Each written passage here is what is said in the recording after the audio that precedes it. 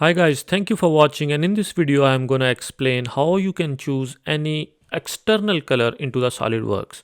So suppose you want to have this porch color into your blister plastic. So what you can do is you can just drag this color into SolidWorks. So yes, into the SolidWorks 2021 version and all the updated version, what you can do is there is a great enhancement that you can just take any external color from any software, any website, Adobe or any program, and then you can bring that color into your parts. So suppose I want to add this porch color onto my crystal plastic piece. So what I can do is I can just go into the edit appearance here, and then you can see there are different colors. So what I can do is I can choose any color for my plastic piece, or there is a eyedropper here as you can see. So what I need to do is I just need to click it and drag it anywhere wherever the color I want to choose. So as you can see, there is a box, color box. If you want to have a lighter color or if you want to have a darker color, then what you need to do is you just need to click on there.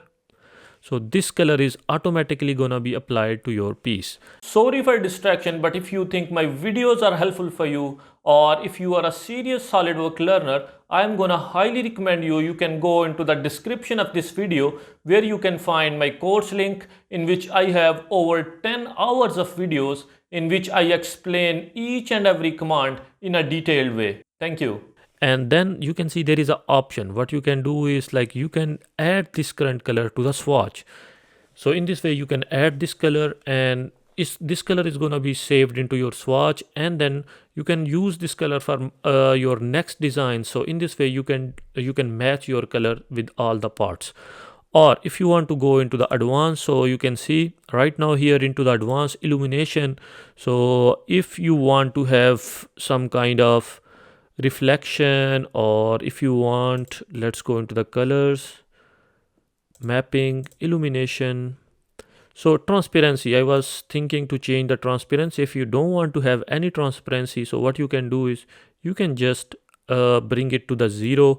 Or if you want to have some kind of blurriness, you want to have some kind of reflection or diffuse amount, so you can choose different values from here. So let's go into the basics, and we already add these color into our palette, and then we can click the green check mark.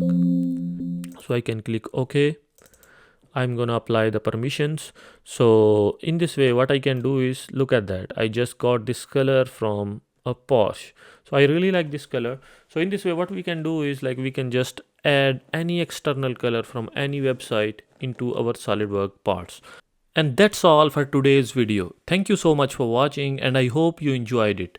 If you did, don't forget to hit that like button and subscribe to our channel for more videos like this one. And if you are a serious SolidWorks learner, then don't forget to check the course link in the description. Thank you. Sorry for distraction, but if you think my videos are helpful for you, or if you are a serious SolidWorks learner, I am gonna highly recommend you can go into the description of this video where you can find my course link, in which I have over 10 hours of videos in which I explain each and every command in a detailed way. Thank you.